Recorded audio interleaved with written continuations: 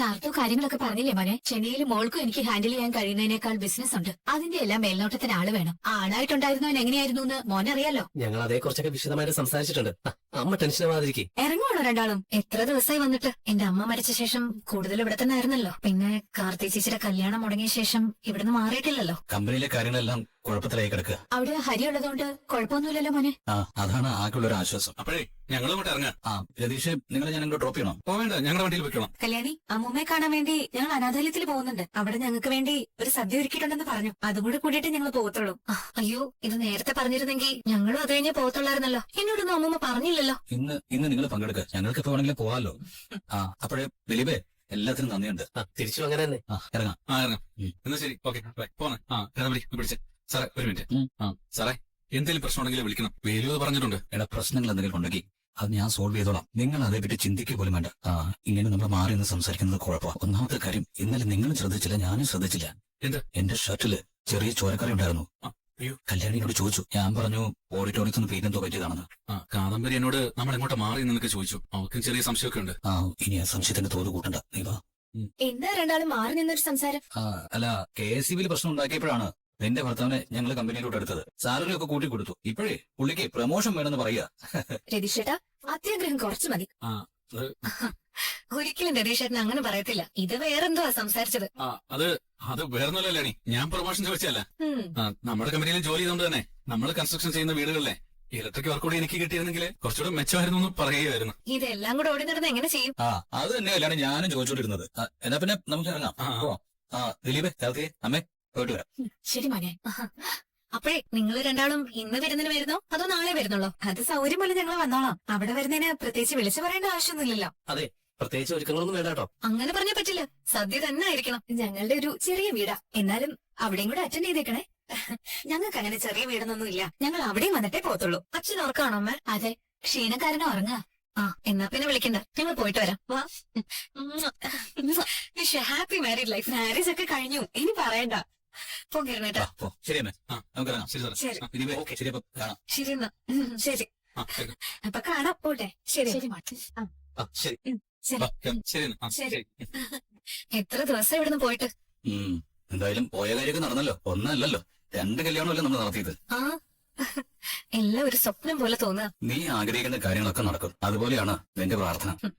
എന്തായാലും നിന്റെ അമ്മയുടെ ആത്മാവിനിപ്പോ ഒരു സമാധാനം കിട്ടി കാണുമല്ലോ. കുറച്ച്. ഇനി പൂർണ്ണമായിട്ട് സമാധാനം കിട്ടണമെങ്കിൽ അവൻ മരിക്കണം കിരണേട്ടാ. അവൻ കല്യാണക്കാരി അറിഞ്ഞു കാണൂലേ? കല്യാണശേഷം സോഷ്യൽ മീഡിയയിലൊക്കെ അത് ചർച്ച ചെയ്തല്ലോ. ദിലീപ് ഏട്ടനെയും കാർത്തികേച്ചയും എല്ലാരും പ്രശംസിച്ചിരുന്നല്ലോ. അപ്പോ അവനെല്ലാം അറിയേണ്ടതല്ലേ? ഇനി നമ്മൾ അവനെ കുറിച്ച് ചിന്തിക്കാൻ നിൽക്കണ്ട. എങ്ങനെയാ ചിന്തിക്കാതിരിക്കുന്നേ? നമ്മള് കാണിച്ച ബുദ്ധിക്ക് അവൻ മറുബുദ്ധി പ്രയോഗിക്കാതിരിക്കൊന്നുമില്ല. അതെന്തെങ്കിലും ആവട്ടെ, നമ്മൾ ഇനി അവനെ പറ്റി തന്നെ ചിന്തിച്ചുകൊണ്ടിരുന്നാലേ പേടിച്ച് ജീവിക്കാനേ പറ്റൂ. നിങ്ങൾ വന്നോ? വീടൊക്കെ അലങ്കോലമായിട്ട് കിടക്കായിരുന്നു. എല്ലാം തൂത്തുടച്ചു ചേച്ചി. എല്ലാം വെടിപ്പാക്കിയിട്ടുണ്ട് മോളെ. പിന്നെ എപ്പോഴാ മോളെ വീടിന്റെ പിന്നാമ്പുറത്തൊരു തെങ്ങ് വെച്ചത്? തെങ്ങോ? അതെ. പുറകുവശത്തെ തെങ്ങാണോ? അത് ഞാൻ പറയാൻ വിട്ടുപോയി. അത് നമ്മുടെ വേലുവില്ലേ, അവൻ ഒപ്പിച്ച വേലയാ അത്. ആണോ? അവനെ ഈ കാട്ടിൽ ജീവിക്കുന്നോണ്ടേ തെങ്ങിനെ കുറിച്ചൊക്കെ നല്ല അറിവാ. അവൻ അവിടെ എവിടുന്നോ കൊണ്ടുവന്നൊരു തെങ്ങാ അത്. 2 3 വർഷം കൂടുമ്പോ കായ്ക്കുമെന്ന് അവൻ പറഞ്ഞത്. അത് വലുതായിട്ട് വളരത്തൊന്നുമില്ല.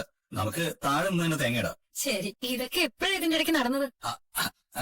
അതൊക്കെ അങ്ങ് നടന്നു. അത് ഇടയ്ക്ക് വേലുവും രതീഷും കൂടെ വന്ന് വെച്ചിട്ട് പോയതാ. വേലുവിന്റെ ഓർമ്മയ്ക്ക് അതവിടെ നിക്കട്ടെ എന്ന് അവൻ പറഞ്ഞതാ.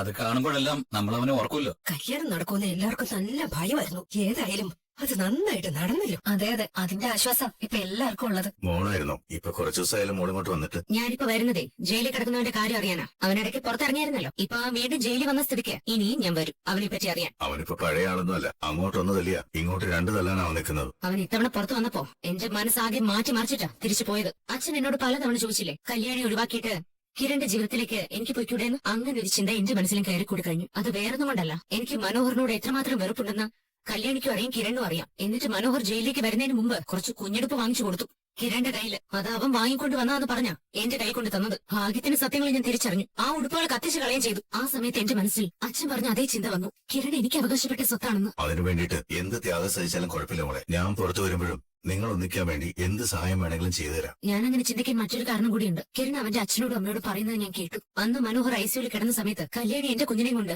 മനോഹറിനെ കാണാൻ പോയ കഥ. അന്ന് അവൾ ICUവിന് സമീപം എത്തിയപ്പോഴാ ഞാനും അവിടെ എത്തിയത്. അവൾക്ക് കുഞ്ഞിനെ കാണിക്കാൻ പറ്റിയില്ല. പക്ഷെ ഞാൻ അവളോട് ഒരുപാട് തവണ പറഞ്ഞതാ, എന്റെ കുഞ്ഞിന്റെ മുഖം ഒരിക്കലും മനോഹർ കാണാൻ പാടില്ലാന്ന് അതൊക്കെ അറിയാഞ്ഞിട്ടും അവള് മനഃപൂർവ്വം അവനാണ് എന്റെ കുഞ്ഞിന്റെ അച്ഛനെന്ന് കുഞ്ഞിനെ ബോധ്യപ്പെടുത്താനായിട്ടാ കുഞ്ഞിനെയും കൊണ്ട് അവന്റെ സമീപം എത്തിയത്. എന്ന് വെച്ചാ അവക്ക് ഇപ്പോഴും അവനോട് സിമ്പതിയാ, എന്നോടതില്ല. അങ്ങനെ അവള് ചിന്തിക്കുമ്പോ മോൾ ഇങ്ങനെ ഒരു തീരുമാനം എടുത്തതിൽ ഒരു തെറ്റില്ല. ഒന്ന് ആലോചിച്ച് നോക്കിയ മോളെ, ഈ കല്യാണി നമ്മുടെ കമ്പനി വന്നില്ലായിരുന്നെങ്കിൽ കിരണിനെ അവള് കാണുമായിരുന്നു, കിരണിനെ അവൾക്ക് കിട്ടുമായിരുന്നു. ഒന്നുമില്ലാതെ നടന്നൊരുത്തി, സംസാരിക്കാൻ പോലും കഴിയാത്തൊരുത്തി. അവൾക്ക് ജീവിതത്തിൽ നേടാവുന്നതൊക്കെ നേടി. എല്ലാം നഷ്ടപ്പെട്ടത് എന്റെ മോൾക്ക്. ആ നഷ്ടം പോലും ഉണ്ടായത് അവള് കാരണം. കല്യാണിയെ കിരൺ കല്യാണം കഴിച്ചില്ലായിരുന്നെങ്കിൽ മനോഹർ ഒരിക്കലും മോളുടെ ജീവിതത്തിലേക്ക് വരില്ലായിരുന്നു. എന്റെ മോൾക്ക് ഇങ്ങനെ ഒരു ചതി പറ്റില്ലായിരുന്നു. ഇനി ഏതായാലും എന്റെ തീരുമാനത്തിന് മാറ്റമില്ല. ഞാൻ കിരണിനെ വീണ്ടും സ്നേഹിച്ചു തുടങ്ങിയിരിക്കുന്നു. അവനെ കല്യാണിയിൽ നിന്ന് അടർത്തി മാറ്റാൻ പറ്റില്ല എന്ന് എനിക്കറിയാം. എന്നാലും അങ്ങനെ ഒരു മുഹൂർത്തം ഉണ്ടാകാൻ വേണ്ടി ഞാൻ പ്രാർത്ഥിക്കുക. എന്റെ കുഞ്ഞിന് വേണ്ടതൊക്കെ കിരൺ വാങ്ങിച്ചു കൊടുക്കുന്നുണ്ട്. അവന്റെ മോനെ പോലെ തന്നെ സ്നേഹിക്കുന്നുണ്ട്, ലാളിക്കുന്നുണ്ട്. അതൊക്കെ കാണുമ്പോ എന്റെ കുഞ്ഞിന് അങ്ങനെ ഒരു അച്ഛൻ വേണമെന്ന് തോന്നലുണ്ട്. അത് ശക്തി പ്രാപിച്ചുകൊണ്ടിരിക്കുക. അത് പറയാൻ വേണ്ടി മാത്രമല്ല ഞാനിപ്പോ വന്നത്. ഇനി അവൻ പരോളിൽ പുറത്തിറങ്ങരുത്. അതിന് വേണ്ടത് എന്താന്ന് വെച്ചാൽ അച്ഛൻ ചെയ്യണം. കിരണിനെ ഞാൻ എങ്ങനെയെങ്കിലും പറിച്ചെടുക്കാൻ ശ്രമിച്ചോളാം. പക്ഷെ എന്റെ കുഞ്ഞിനെ കാണാനായി പുറത്തിറങ്ങുന്ന മനോഹർ ഇനി ഒരിക്കലും പുറത്തിറങ്ങരുത്.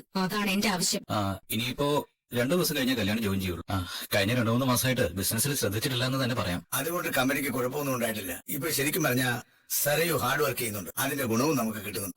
കഴിഞ്ഞ കുറച്ച് ദിവസങ്ങളായിട്ടാണ് സരയുവിൽ ചെറിയ മാറ്റങ്ങളൊക്കെ ഉണ്ടായത്. അതിന്റെ കാരണം എന്താണെന്ന് ഞാൻ ഹരിയേട്ടനോട് പറഞ്ഞായിരുന്നല്ലോ. സാരമില്ല, അവളിന് പിക്കപ്പായി വന്നോളൂ.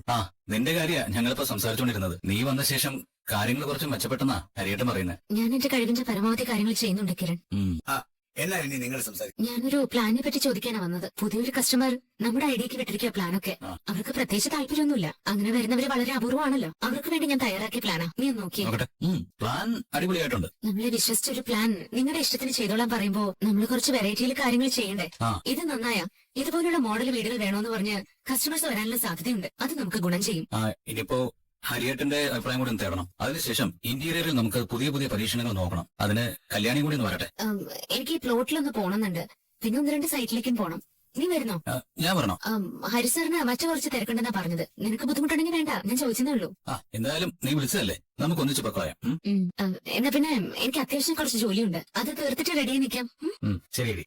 അതെ, ഞങ്ങളോടൊക്കെ ഉള്ള ദേഷ്യം മാറിയോ നിനക്ക്? നിന്നോട് എനിക്കങ്ങനെ ഒരുപാട് കാലവും ദേഷ്യം കാണിച്ചിരിക്കാൻ പറ്റില്ല കിരൺ. നിന്റെ മനസ്സും സ്നേഹവും ഞാനിപ്പോ കൂടുതൽ തിരിച്ചറിയുന്നുണ്ട്. അതുകൊണ്ടാ എന്റെ വാക്കുകൾ കേൾക്കാതെ എന്നെ നോവിക്കുമ്പോ അതെനിക്ക് സഹിക്കാൻ പറ്റാതെ. ഞാൻ വിശദമായ ഒരു അന്വേഷണം നടത്തി. ഇവിടുത്തെ സ്റ്റേഷനിൽ പുതിയതായി ചാർജ് എടുത്ത CI ഉണ്ട്, CI മാർട്ടിൻ. അയാള് മിക്കപ്പോഴും സോഷ്യൽ മീഡിയയിലൊക്കെ ഇടം പിടിച്ചിട്ടുള്ള ആളാ. മുഖം നോക്കാതെ നടപടി എടുക്കുന്ന ആളാ. അങ്ങനെയുള്ളവരൊക്കെ നമുക്ക് ഭീഷണിയല്ലേ സ്റ്റെഫി? ഭീഷണിയാണ്. അത് പക്ഷെ നമ്മളെ ക്വസ്റ്റ്യൻ ചെയ്യുമ്പോഴാണ്. ഇവിടെ നമ്മൾ കുറ്റം ചെയ്തിട്ടല്ല പോകുന്നത്. ഓൾറെഡി നമ്മൾ ക്രിമിനൽസ് ആണ് എന്ന് വെച്ച് നമ്മൾ മനുഷ്യരല്ലേ. നമ്മളൊരു പരാതി കൊടുത്താൽ അന്വേഷിക്കരുതെന്ന് നിയമം പറയുന്നുണ്ടോ? ഞാൻ നിങ്ങളോട് സംസാരിച്ചിട്ട് നേരെ പോകുന്നത് സിയുടെ അടുത്തേക്ക്. അവിടെ ചെന്ന് കംപ്ലൈന്റ് എഴുതി കൊടുക്കണം. കാണാതായത് ഗംഗാപ്രസാദിനെ ആയതുകൊണ്ട് ഇനി അവരെ ആരെങ്കിലും എന്തെങ്കിലും ചെയ്തിട്ടുണ്ടെങ്കിൽ അതിന്റെ പേരില് ഒരു അന്വേഷണം ഉണ്ടാവില്ലെന്നായിരിക്കും അവന്റെ എതിരാളികൾ ധരിച്ചു വെച്ചിരിക്കുന്നത്. അന്വേഷണം നടക്കട്ടെ, അത് കഴിഞ്ഞ് പോലീസ് ഒരു കൺക്ലൂഷനിലെത്തട്ടെ. പോലീസ് അവനെ കാണാനില്ലെന്നേ പറയും. കാരണം കിരണിന്റെ അച്ഛനും ഒക്കെ അത്രയ്ക്ക് സ്വാധീനമുള്ളവർ. അവർക്ക് ഏത് കേസ് അട്ടിമറിക്കാനുള്ള പണമുണ്ട്. അവിടെയാണ് CI മാർട്ടിന്റെ പ്രസക്തി. അയാൾ 5 പൈസ കൈക്കൂലി വാങ്ങില്ല. ഒരു പരാതി കിട്ടിക്കഴിഞ്ഞാൽ അതിന്മേൽ സത്യസന്ധമായ അന്വേഷണം നടത്തുകയും ചെയ്യും. അവിടെ കുറ്റം ചെയ്തവൻ എത്ര രാഷ്ട്രീയ സ്വാധീനം ഉള്ളവനായാലും പണക്കാരനായാലും അവൻ കുടുങ്ങിയിരിക്കും. ഗംഗാപ്രസാദ് ഒരു ക്രിമിനലാ. ഒരു പക്ഷേ പോലീസ് അവനെ പിടിച്ചിരുന്നെങ്കിൽ അവന് നിയമം അനുശാസിക്കുന്ന ഏറ്റവും വലിയ ശിക്ഷ തന്നെ കിട്ടിയേനെ. എന്ന് വെച്ചാ തൂക്കുകയറി കിട്ടാവുന്ന ഒരു പ്രതിയായിരുന്നു ഗംഗ. അങ്ങനെയൊക്കെ ആണെങ്കിലും അവനെ കൊന്നു കുഴിച്ചു മൂടാനോ അവനെ ഇല്ലാതാക്കിയിട്ട് തെളിവുകൾ നശിപ്പിക്കാനോ കോടതിക്കല്ലാതെ മറ്റാർക്കും അധികാരമില്ല. അത് ചോദ്യം ചെയ്യപ്പെടേണ്ടത് തന്നെയാണ്. കുറ്റം ചെയ്തവർക്ക് ശിക്ഷ കിട്ടണം. കിരണിനെയാണല്ലോ നമ്മളെല്ലാവരും സംശയിക്കുന്നത്. മാർട്ടിൻ സത്യസന്ധമായ ഒരു അന്വേഷണം നടത്തി കിരൺ പ്രതിയായി വന്ന അവന് ജയിലിലേക്ക് പോകേണ്ടി വരും. നമ്മളൊക്കെ സംശയിക്കുന്നത് പോലെ കിരൺ ഗംഗയെ എന്തെങ്കിലും ചെയ്തിട്ടുണ്ടെങ്കിൽ അവൻ കൊലക്കേസിലെ പ്രതിയ. അവനിനി വാദിച്ചാലും പരമാവധി ശിക്ഷ തന്നെ കിട്ടും. അത് കൊലപാതകത്തിന് മാത്രമല്ല, തെളിവ് നശിപ്പിച്ചതിനും ബോഡി മറവ് ചെയ്തിട്ടുണ്ടെങ്കിൽ അതിനൊക്കെ വെവ്വേറെ ശിക്ഷയാ വരാൻ പോകുന്നത്. എന്റെ ഗംഗയ്ക്ക് നമ്മളൊക്കെ സംശയിക്കുന്നത് പോലെ ഒരു വിധി ഉണ്ടായിട്ടുണ്ടെങ്കിൽ അതിന് കാരണക്കാരായവരാരും സ്വസ്ഥമായിട്ട് ജീവിക്കരുത്. അത് അവനോട് ഞാൻ ചെയ്യുന്ന നീതിയാ. സൂക്ഷിച്ചും കണ്ടൊക്കെ മുന്നോട്ട് പോയാൽ മതി. നീയൊക്കെ എന്ത് സുഹൃത്തുക്കളാടാ. ഗംഗയുടെ സ്വഭാവം അറിയാലോ. എന്തൊക്കെ പറഞ്ഞാലും അവൻ കൂടെ നിൽക്കുന്നവരെ ചതിക്കില്ല, അവരെ ഒറ്റിക്കൊടുക്കില്ല. അവന്റെ ആ സ്വഭാവം തന്നെയാ എന്നെ സ്വാധീനിച്ചത്. അവൻ കാടിനകത്ത് കടന്നിട്ട് അമലൊന്ന പെണ്ണോട് ഒരു നെറുകേട് കാണിച്ചു. അവൻ അവിടെ നിന്ന് പോരുമ്പോ അവളുടെ വയറ്റിൽ കുഞ്ഞുണ്ടെന്നാ ഗംഗ പറഞ്ഞത്. നിന്നോട് അങ്ങനെ പറഞ്ഞോടാ? ഗംഗ അങ്ങനെ പറഞ്ഞോ? ഇടയ്ക്ക് എങ്ങനെ പറഞ്ഞു?